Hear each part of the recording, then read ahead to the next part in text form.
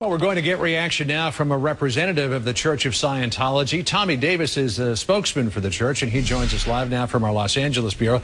Mr. Davis, thanks for getting up early. The Church of Scientology refers to Anonymous as a group of cyber terrorists. They say they're simply protesting the church and that they're harmless. You know, John, the reality on it is that in our case, we're dealing with things like 96 death threats, bomb threats, acts of vandalism, these kinds of things that are very destructive and very harmful.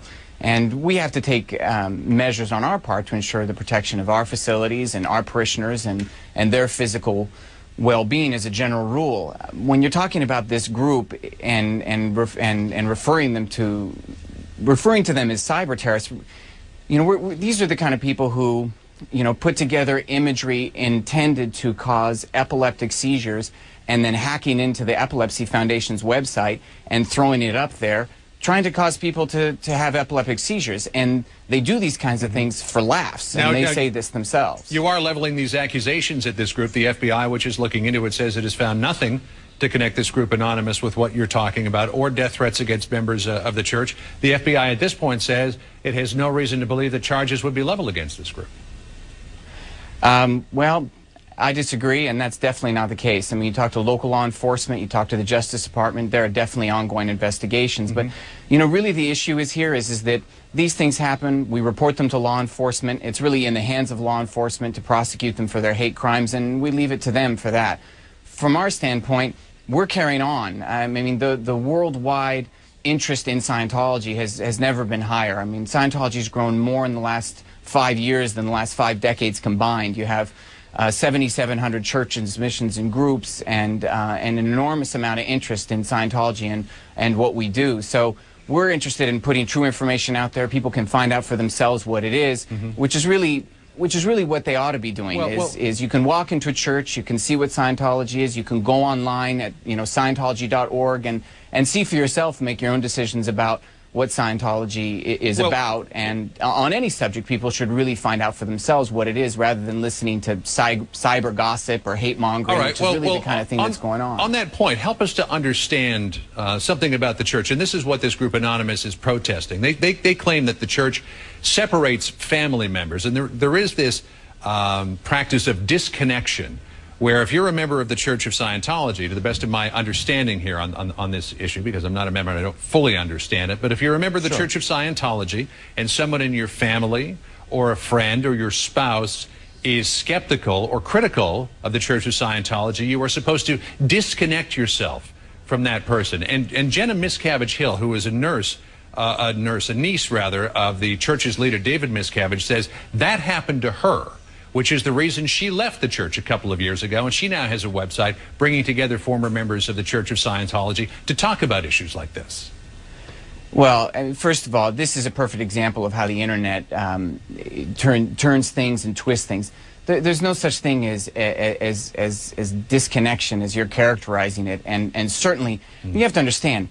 Well, what is disconnection? Scientology's a new religion. You have the majority of Scientologists in the world, they're first generation, so their family members aren't going to be Scientologists and this kind of thing. And Scientology absolutely mandates, and it's really part of the code of being a Scientologist to respect the religious beliefs of others. So certainly someone who's a Scientologist is going to respect their family members' beliefs. And we consider family to be a building block of any society. So anything that's characterized as disconnection or this kind of thing, it's just not true. There isn't any such policy that in the church that's dictating who people should or should not be in communication with. It just doesn't happen. People also talk about secrecy surrounding the Church of Scientology, and there are reports that only 10% of church members know the real origin story of the church, and they say that would be like if 90% of the members of the Catholic Church were not allowed to read the book of Genesis. Is that true? Absolutely not. I mean, it's so untrue. It couldn't be further from the truth. And again, I'll say it again. I mean, the best thing for people to do is they really have to find out for themselves. They can walk into a Church of Scientology. There's informational displays that they can go through on their own, see videos about what Scientology is. Or go to the website, Scientology.org, and there's over 82 videos, I mean 3 hours of content that describes what Scientology is, what we believe. You can hear Scientologists talking about their own faith. Right. Well, quickly, it's really that open of an activity. Help us to understand here, Mr. Davis, what is the basic belief of the Church of Scientology? Well, I mean, that could fill the Encyclopedia Britannica in terms of what Scientology is about and what it does. I think the better way for me to answer that question is to say, what can Scientology do? And it's something that you apply to your life, and it's tools for living and for improving relationships and these kinds of things, raising IQ. Because as you know, there are some people, and one of them is a correspondent for the Village Voice, who says the basic belief system or the basic tenet of the Church of Scientology is to rid the body of space alien parasites, to clear oneself. Well, John, does that sound silly to you? I mean, it's unrecognizable to me. Here's the thing. There's a lot of people out there talking about what they say Scientology is, and actually, no, I'll correct that. There's a small amount of people who are talking about what they think Scientology is.